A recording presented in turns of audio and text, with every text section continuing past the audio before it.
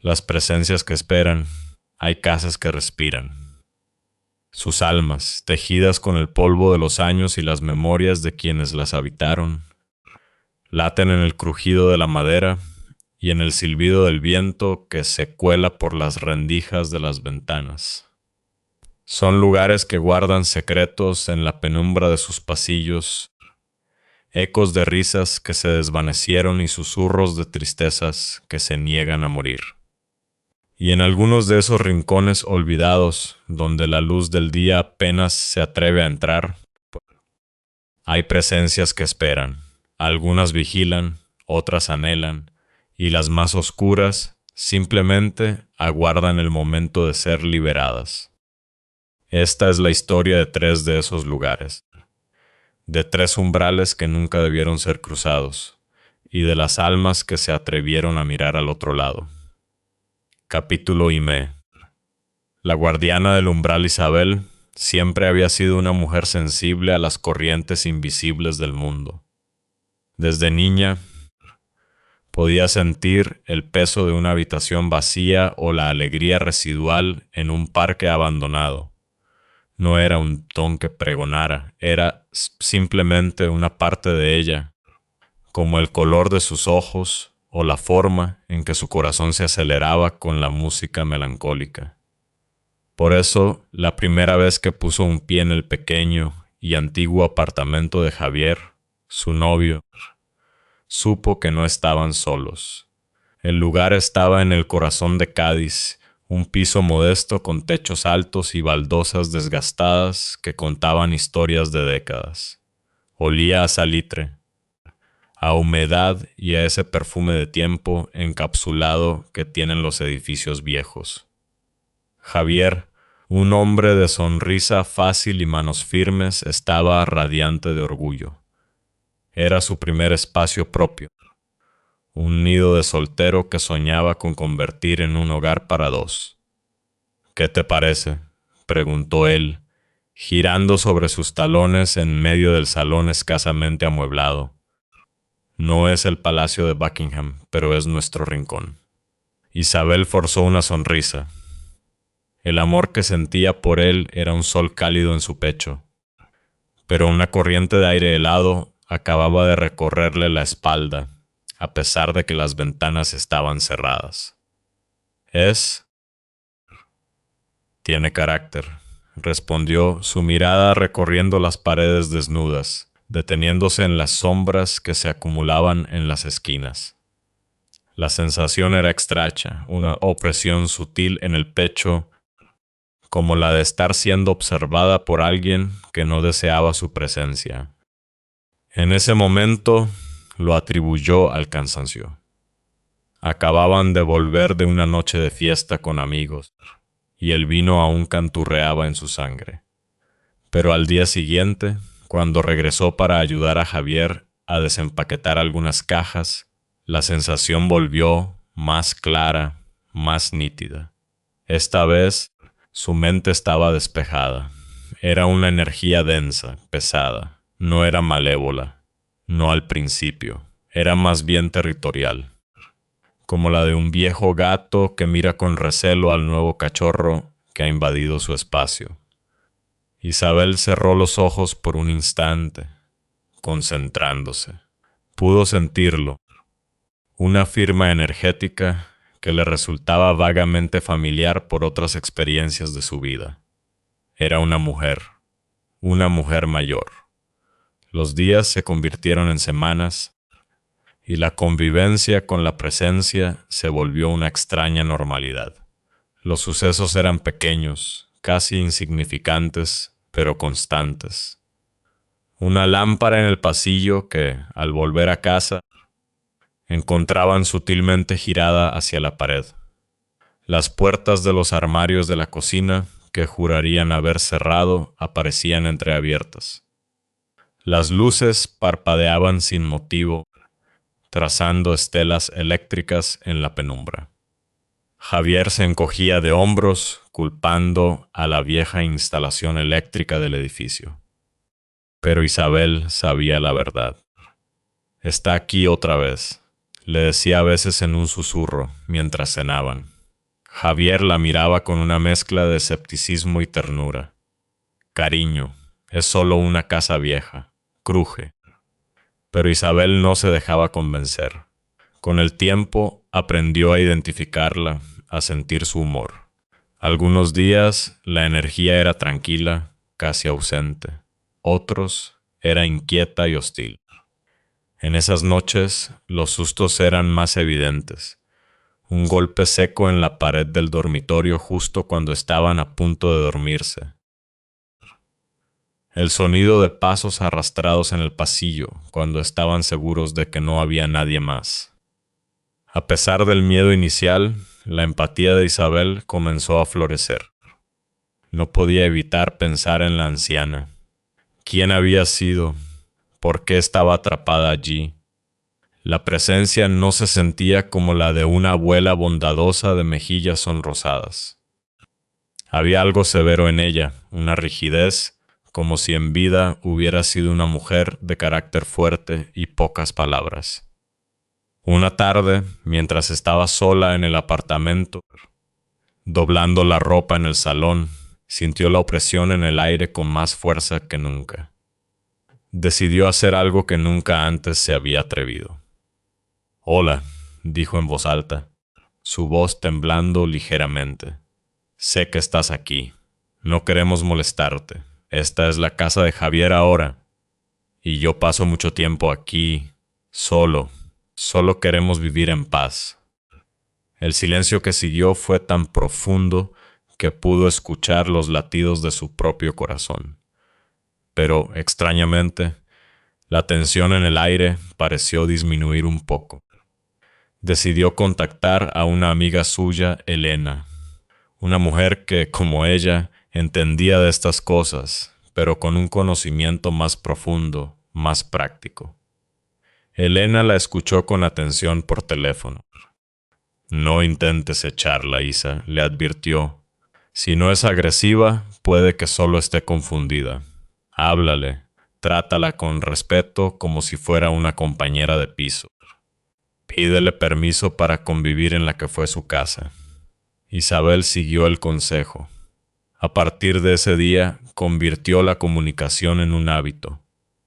«Buenos días», decía al entrar por la puerta. «Espero que hayas pasado una buena noche».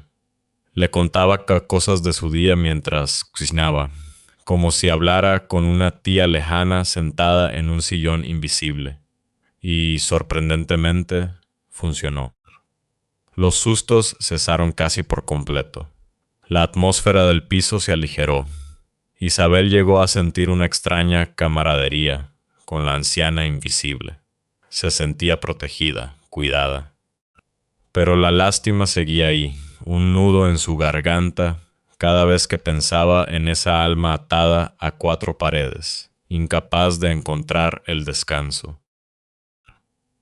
Veía el sol entrar por el balcón y se preguntaba cuántos amaneceres había visto esa mujer desde su prisión etérea. El deseo de ayudarla, de liberarla, se convirtió en una obsesión silenciosa. Un día tomó una decisión. Fue a una pequeña iglesia cercana, de esas con olor a cera e incienso antiguo. Encendió una vela blanca por el alma de la desconocida y rezó con una sinceridad que le brotaba del alma, pidiendo que encontrara su camino hacia la luz, que se liberara de sus cadenas terrenales. Esa misma tarde, en el apartamento, realizó una serie de pequeños rituales que había leído, quemando salvia para purificar el espacio y recitando oraciones de tránsito. Cuando terminó, el silencio en el piso era diferente. No era la quietud expectante de antes. Era un silencio vacío, absoluto. Isabel recorrió las habitaciones con el corazón encogido. «Señora», susurró. No hubo respuesta, ni una corriente de aire frío, ni una sombra en el rabillo del ojo. La energía de la anciana, esa presencia severa pero familiar que había llenado cada rincón del apartamento, se había ido. Una mezcla de triunfo y tristeza la invadió. Lo había conseguido. la había ayudado, pero la paz duró poco. Al día siguiente, cuando regresó al piso, una nueva sensación la golpeó en cuanto cruzó el umbral. Era un frío distinto, un vacío que no era vacío, sino una ausencia de todo lo bueno. Era como entrar en una habitación donde se acababa de apagar un fuego, dejando solo el frío y el olor a cenizas. Estaba segura de que la anciana no estaba, pero había algo más, algo que había estado allí todo el tiempo, agazapado en las sombras, esperando, algo que la presencia de la anciana, con su energía territorial, había mantenido a raya. La confirmación de su creciente pavor llegó con un regalo de Javier. Para celebrar que pasaban más tiempo juntos, le compró un pequeño loro, un agapornis de plumaje verde y amarillo al que llamaron Yogi. Lo instalaron en una jaula en el salón, esperando que su alegre piar llenara el silencio. Pero Yogi nunca pió alegremente. Desde el primer momento en que entró en el apartamento, el pájaro se comportó de manera errática. Se aferraba a los barrotes de su jaula, con las plumas erizadas, y sus pequeños ojos negros se movían con pánico, siguiendo algo invisible por la habitación. Lo más aterrador era que, cuando Isabel estaba cerca, Yogi se quedaba paralizado, mirando fijamente un punto justo por encima de su hombro derecho. Era como si viera a alguien asomado detrás de ella. La sensación era tan vívida, tan espeluznante, que Isabel se encontraba girando la cabeza bruscamente una y otra vez, solo para encontrar el aire vacío. La atmósfera del piso se volvió irrespirable. Cada día le costaba más entrar. El simple hecho de poner un pie dentro le provocaba una sensación de ahogo, como si unas manos invisibles le apretaran la garganta. El malestar era físico y constante. Se sentía débil, agotada, como si algo le estuviera drenando la energía vital. Confirmó que no era solo su imaginación cuando, en una reunión de vecinos celebrada en el piso de al lado, sintió la misma asfixia, la misma opresión. La podredumbre no estaba solo en el apartamento, se había extendido por todo el edificio. La noche del clímax llegó sin previo aviso. Estaban sentados en el sofá, viendo una película sin prestarle mucha atención. El aire era denso, cargado de una electricidad estática que erizaba el vello de los brazos. Isabel no recordaría después qué la hizo mirar, qué impulso la obligó a girar la cabeza hacia la puerta del dormitorio, que estaba entreabierta, mostrando un rectángulo de oscuridad impenetrable. Y allí lo vio. Era una figura de hombre, pero sus proporciones eran incorrectas. Era demasiado alto, sus extremidades demasiado largas, como un árbol quemado recortado contra la penumbra. Estaba hecho de una oscuridad más profunda que la de la propia noche. Llevaba una capa larga y un sombrero de copa que ocultaba cualquier rasgo de su rostro. No tenía cara, solo un vacío donde debería verla. Pero Isabel sabía, con una certeza que le heló la sangre en las venas, que la estaba mirando. El hombre del sombrero. El aire fue succionado de sus pulmones. La presión en su pecho se volvió insoportable, como si el propio peso de la oscuridad la estuviera aplastando. Quiso gritar, quiso señalar, quiso decirle a Javier que mirara, pero no podía. Sus músculos no respondían. Estaba atrapada en su propio cuerpo, una espectadora aterrorizada de la aparición que la observaba desde el umbral. Podía sentir su mirada fría, una curiosidad antigua y maligna que la recorría de pies a cabeza. No supo cuánto tiempo pasó, segundos o una eternidad. De repente la figura se desvaneció, no como si se moviera, sino como si la oscuridad simplemente se hubiera replegado sobre sí misma. El aire volvió a sus pulmones en una bocanada desesperada. Empezó a toser y a jadear, temblando incontrolablemente. «Isa, ¿estás bien?» Javier la miraba preocupado, ajeno a lo que acababa de presenciar. Ella no pudo responder. Solo señaló con un dedo tembloroso hacia la puerta del dormitorio. Esa fue la última vez que durmió en el apartamento. Volvió a llamar a su amiga Elena, con la voz rota por el pánico, la anciana. Le contó Elena, su voz grave y seria. Ella no estaba atrapada, Isa. Estaba vigilando. Era la guardiana de su casa. Lo protegía de algo mucho más antiguo y oscuro que habitaba en ese edificio. Al ayudarla a irse sin saberlo, rompiste la protección. Dejaste la puerta abierta. Las palabras de su amiga resonaron en su mente como una sentencia.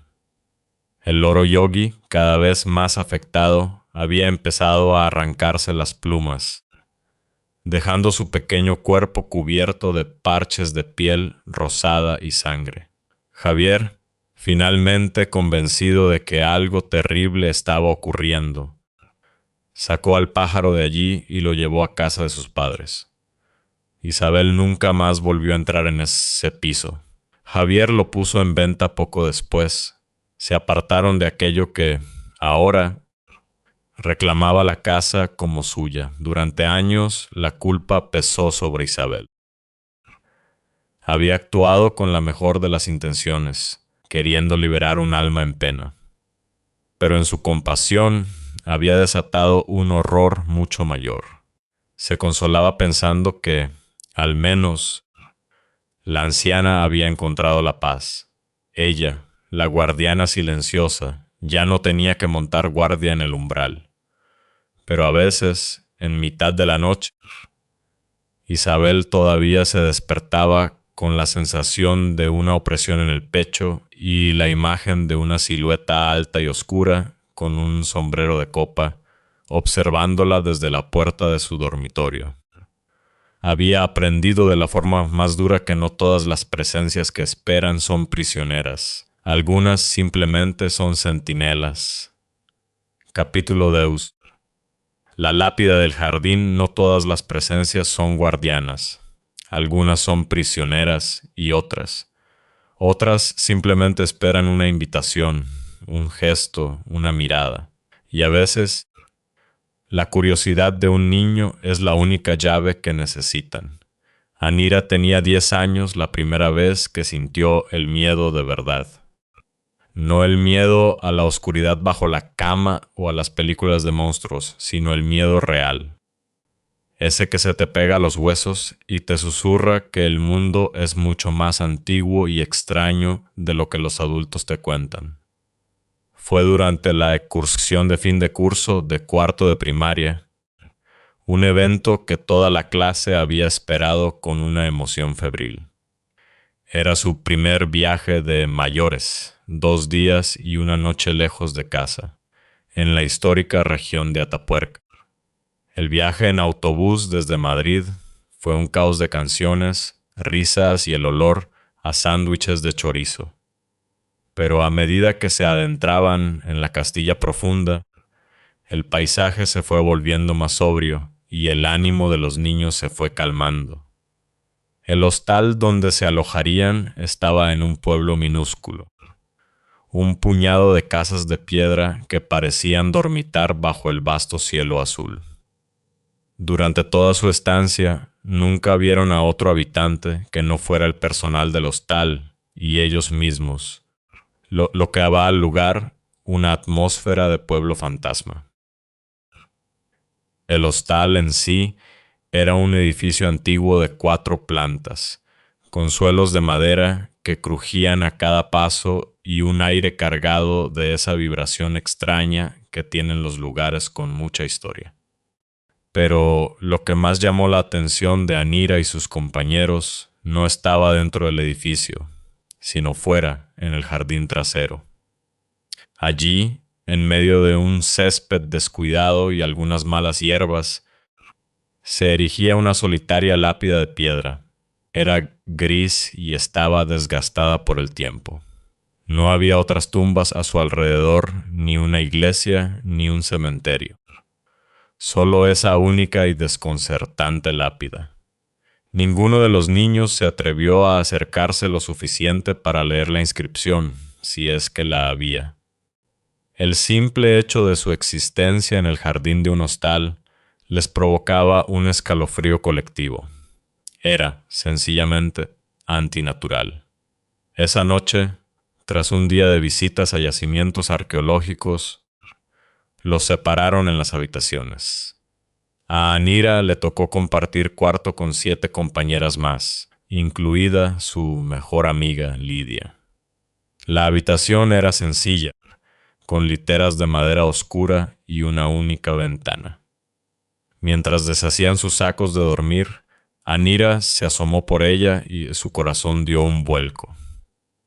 La ventana daba directamente al jardín trasero. La lápida estaba allí abajo, perfectamente visible, una silueta oscura y ominosa bajo la luz de la luna que empezaba a asomar. «Nuestra habitación es la única que da a la lápida», susurró, sintiendo un nudo en el estómago. El resto de las chicas se agolparon en la ventana. Un qué mal rollo generalizado flotó en el aire. Sin dudarlo, corrieron la pesada cortina de tela, sumiendo la habitación en una penumbra casi total. Preferían la oscuridad a esa vista. La hora de dormir llegó y los profesores, 3 para todo el grupo de preadolescentes, hicieron una ronda para asegurarse de que todo el mundo estuviera en sus camas. Las risitas y los susurros se fueron apagando poco a poco, hasta que solo se escuchaba la respiración acompasada de las niñas dormidas. Pero Anira y Lidia no tenían sueño. La emoción del viaje, la adrenalina de estar lejos de casa, las mantenía despiertas. Se tumbaron en sus sacos de dormir en el suelo y se pusieron a charlar en susurros, contándose secretos y riéndose por lo bajo. Alrededor de la 1 de la madrugada, a Lidia le entraron ganas de ir al baño. El problema era que el baño era común y estaba al final del pasillo, un corredor largo y oscuro que parecía un túnel hacia la nada. «Acompáñame, porfa», suplicó Lidia. «Me da miedo ir sola». Anira, aunque también asustada, se levantó. Salieron de la habitación de puntillas, cerrando la puerta con sumo cuidado. El pasillo estaba en silencio absoluto, solo iluminado por una débil luz de emergencia que proyectaba sombras alargadas y grotescas. El aire era frío, más frío que en la habitación, y el silencio era pesado, opresivo. Mientras avanzaban, una sensación de ser observadas se apoderó de ellas. El crujido de sus propios pasos sobre la madera parecía resonar de forma antinatural. A mitad de camino oyeron algo. Un roce suave, un movimiento fugaz justo detrás de ellas. Se giraron de golpe. No había nadie. El pasillo estaba vacío. «Ha sido el profe de guardia», susurró Anira, más para convencerse a sí misma que a Lidia, pero no oyeron ninguna puerta abrirse o cerrarse, y recordaban haber visto al profesor en la planta de abajo hacía un rato. El pánico empezó a burbujear en sus pechos. Decidieron abortar la misión, dieron media vuelta y corrieron de regreso a su habitación, con el corazón martillándoles en las sienes. Entraron y cerraron la puerta, apoyándose en ella, jadeando. El resto de sus compañeras seguían dormidas en las literas. Se sentaron en sus sacos de dormir vacíos en el suelo, tratando de calmarse. Fue entonces cuando oyeron el primer ruido. Provenía de la ventana. Era un sonido sutil como el de unas ramas afinas arañando el cristal. Scratch, scratch, scratch. Anira frunció el ceño. Recordaba perfectamente que no había ningún árbol cerca de esa ventana, solo el césped y más allá la lápida. El ruido se hizo más insistente, más rítmico, y entonces ambas se dieron cuenta de algo que les heló la sangre. La cortina estaba abierta, de par en par. La pesada cortina que ellas mismas habían cerrado con tanto cuidado, ahora estaba completamente descorrida, dejando a la vista la noche y la silueta de la lápida en el jardín. Se miraron la una a la otra, con los ojos desorbitados por el terror. No hizo falta decir nada. Ambas sabían que ninguna de las niñas dormidas se había levantado. Ambas sabían que la cortina no se había abierto sola. Y justo en ese instante, ¡bang! Un golpe seco, brutal, resonó contra el cristal de la ventana, haciendo vibrar el marco. Fue tan fuerte y repentino que ambas pegaron un grito ahogado. Sus miradas se clavaron en la ventana, y lo que vieron las hizo gritar de verdad, un alarido de puro terror infantil que rasgó el silencio de la noche. En el cristal, justo en el centro, había una mano. La marca de una palma abierta, impresa con una claridad espantosa. No era una mano normal. Los dedos eran increíblemente largos y delgados, casi como los de un esqueleto, y la palma no estaba limpia, estaba manchada, dejando restos de tierra y suciedad pegados al cristal, como si alguien acabara de sacarla de una tumba. La marca estaba por fuera.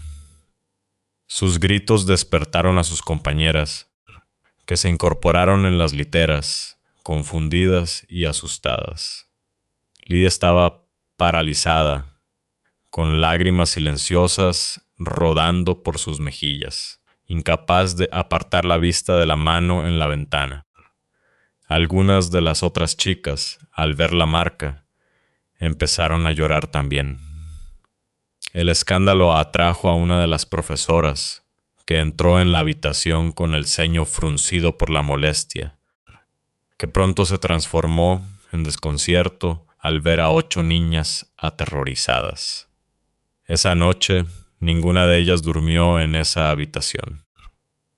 Arrastraron sus sacos de dormir al ático y se acurrucaron en el suelo, a los pies de las camas de los profesores, buscando la seguridad que solo la presencia de un adulto puede dar. A la mañana siguiente, la cruda luz del día devolvió algo de valentía al grupo. Bajaron a su habitación para recoger sus cosas con el corazón todavía encogido. La marca de la mano seguía allí, en el cristal, un testimonio silencioso y terrenal de su terror nocturno. Movidas por una mezcla de miedo y una curiosidad morbosa que solo los niños poseen, se asomaron a la ventana. El jardín estaba bañado por el sol. La lápida seguía en su sitio, intacta, la misma piedra gris y desgastada de siempre.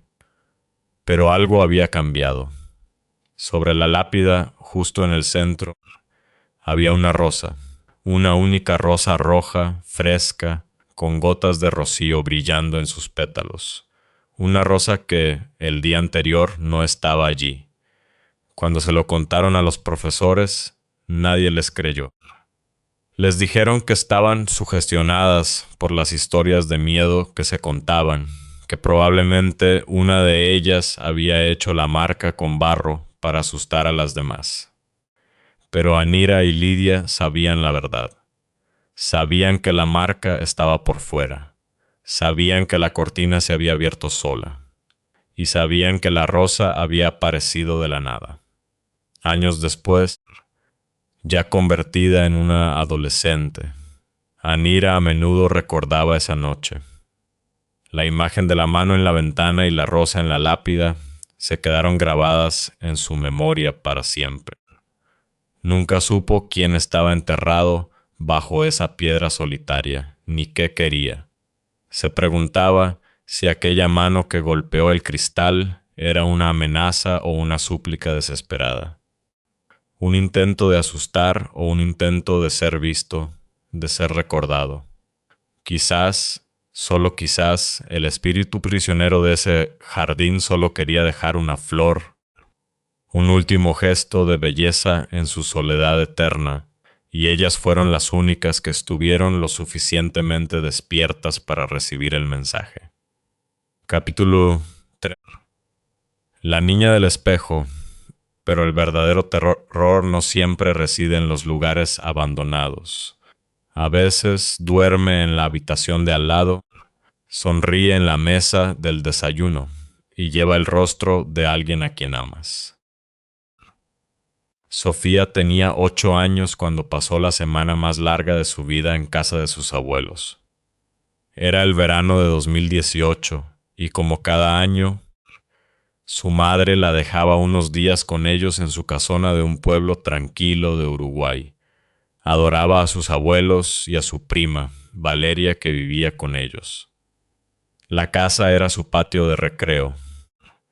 Un edificio grande, un poco viejo, con un jardín lleno de escondites y un pasillo larguísimo que parecía extenderse hasta el infinito.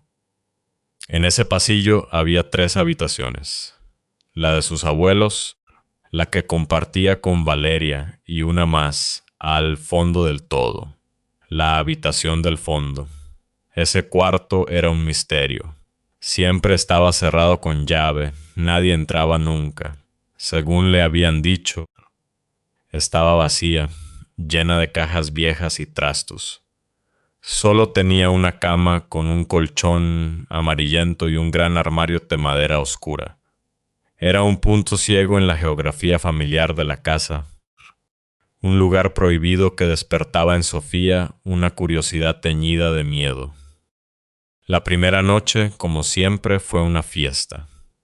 Ella y Valeria, a la que todos llamaban Vale, jugaron hasta tarde, comieron golosinas a escondidas y vieron películas bajo las sábanas.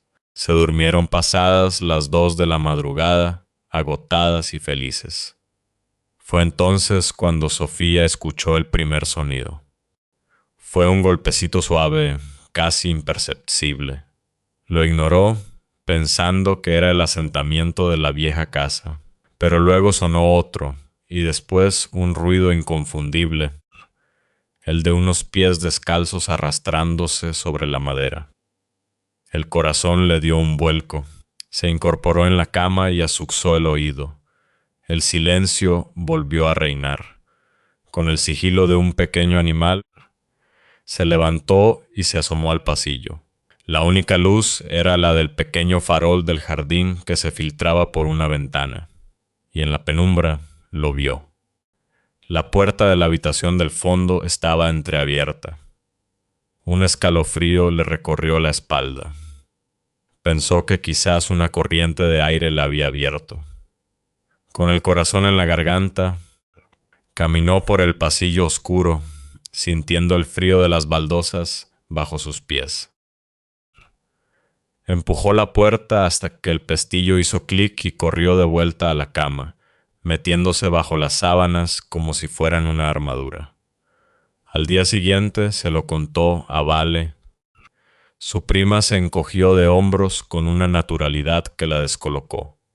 Así, esa habitación siempre hace ruidos raros, dijo, mientras desayunaba sus cereales. La abuela dice que son los muebles, que se mueven solos. ¿Los muebles se mueven solos?, repitió Sofía, incrédula. Sí, respondió Vale sin darle más importancia. No le hagas caso. Pero Sofía no podía no hacerle caso. La explicación de su prima era casi más inquietante que los propios ruidos. Esa noche, antes de dormir, se dio cuenta de que había olvidado su cuaderno de dibujos en el salón. Volvió sobre sus pasos para buscarlo. Al regresar por el pasillo, sus pies se detuvieron por sí solos frente a la habitación prohibida. La puerta estaba abierta de nuevo. Se quedó paralizada, con la respiración contenida. Y entonces, Juraría que vio algo moverse dentro. No era una persona, ni siquiera una sombra definida. Era una forma encorvada, una mancha de oscuridad más densa que se movía con una fluidez antinatural cerca del gran armario de madera. El pánico la impulsó a actuar. Sacó el móvil de su pijama, encendió la linterna y apuntó el haz de luz hacia el interior de la habitación. No había nada. Solo las cajas, la cama vieja y el armario silencioso.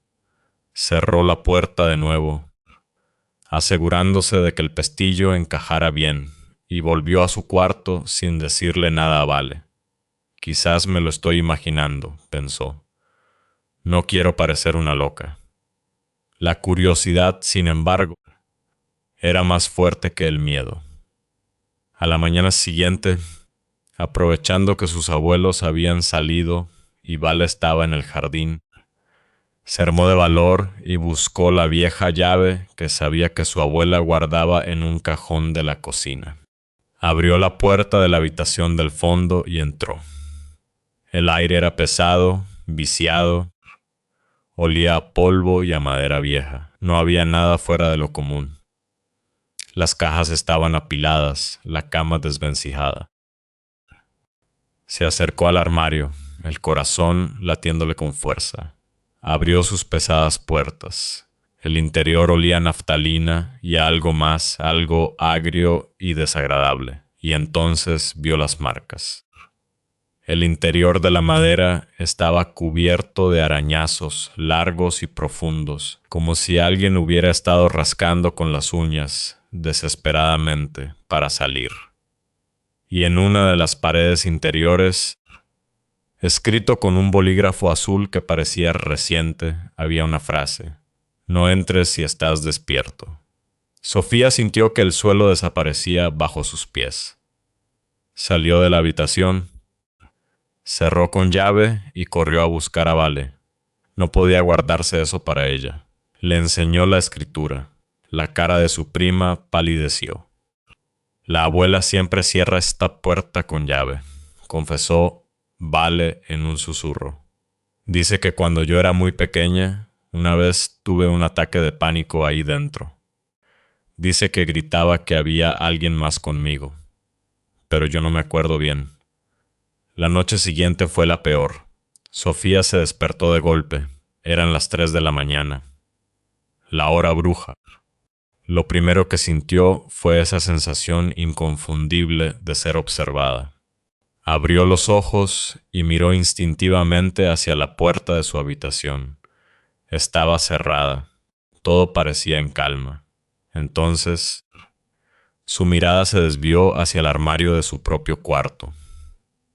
Tenía un gran espejo en una de las puertas, que reflejaba la habitación en la penumbra, y en ese reflejo lo vio.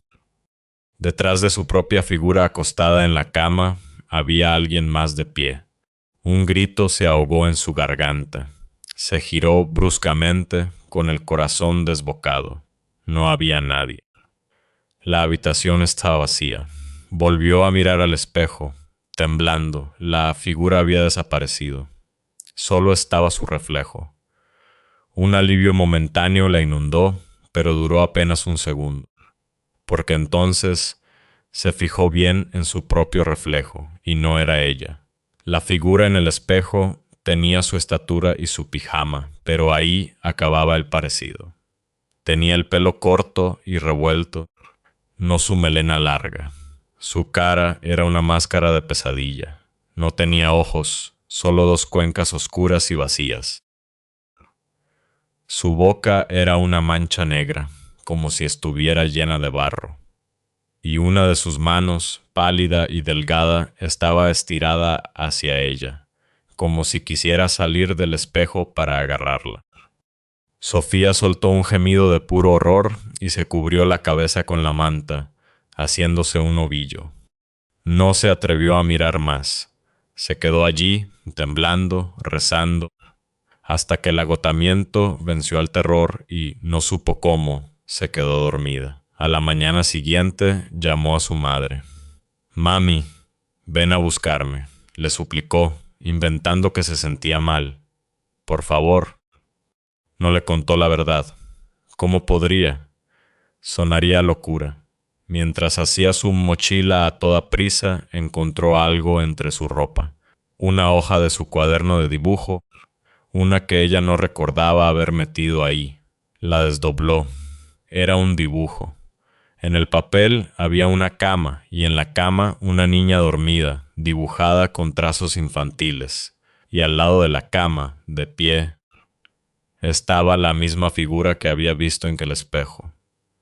Sin rostro, con el pelo corto y con una mano estirada hacia la niña.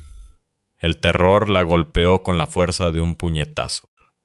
Ella no había hecho ese dibujo. Rompió el papel en 1000 pedazos, los tiró a la papelera y no miró atrás. Cuando su madre llegó, la abrazó con una fuerza desesperada. Los años pasaron. Sofía creció y el recuerdo de esa semana se convirtió en una pesadilla lejana, aunque nunca la abandonó del todo. Un día, ya con más madurez, volvió a la casa de sus abuelos. El miedo seguía ahí, pero la necesidad de entender era más fuerte. Llevó a su abuelo a un lado y le preguntó directamente: «Abuelo, ¿por qué la habitación del fondo siempre estaba cerrada? ¿Qué pasó allí?» Su abuelo suspiró, su rostro surcado por arrugas de preocupación. Al principio intentó darle una excusa tonta, pero la mirada insistente de Sofía lo desarmó. «Esa habitación», comenzó, su voz baja y grave. «Antes era el cuarto de juegos de vale». Hizo una pausa como si reuniera fuerzas para continuar. «Cuando tu prima tenía unos 6 años, desapareció. La buscamos por toda la casa, por el jardín, llamándola a gritos. Estábamos desesperados. Después de unas horas la encontramos. Estaba encerrada dentro del armario de esa habitación». Sofía contuvo el aliento. «No estaba llorando», continuó el abuelo. «Estaba sentada en el suelo, en silencio, abrazando una muñeca de trapo que nunca habíamos visto antes. Y de repente se reía. Se reía sola, como si alguien le estuviera contando un chiste que solo ella podía oír. Desde ese día, Sofía, Vale cambió. Empezó a decir cosas raras, a hablar de cosas que no tenía cómo saber. Y más de una vez, cuando la reñíamos por algo, nos miraba con unos ojos que no eran los suyos y decía: «Yo no soy la que entró». El abuelo se frotó los ojos cansados. Al principio pensamos que eran fantasías de niña, pero nunca volvió a ser la misma, y a veces. Su voz se convirtió en un susurro apenas audible, a veces por la noche. Sigo escuchando su voz de niña riéndose dentro de esa habitación, aun cuando ella no está en casa. Por eso la cerramos con llave, por si acaso. El mundo de Sofía se derrumbó. De repente, todo encajó con un clic aterrador, el dibujo en su mochila. ¿Lo había hecho Vale? ¿Cómo podía saber ella lo que Sofía había visto en el espejo? La sensación de ser observada, los ruidos. ¿Era Vale o la cosa que vivía con ella? Un miedo terrible hacia su propia prima, la chica con la que había compartido risas y secretos, la invadió. Empezó a recordar pequeños detalles extraños de su comportamiento a lo largo de los años, momentos en los que su mirada se volvía vacía o decía frases que no tenían sentido. Poco a poco, con excusas, fue poniendo distancia entre ellas. El vínculo se fue enfriando hasta convertirse en un saludo ocasional por mensaje de texto. No podía evitarlo. Cada vez que la miraba, no podía dejar de preguntarse qué o qué le devolvía la mirada desde el otro lado de sus ojos. No podía dejar de ver a esa otra niña, la del pelo corto y las cuencas vacías, la que se reía sola en la oscuridad de un armario y que quizás nunca se había ido de allí.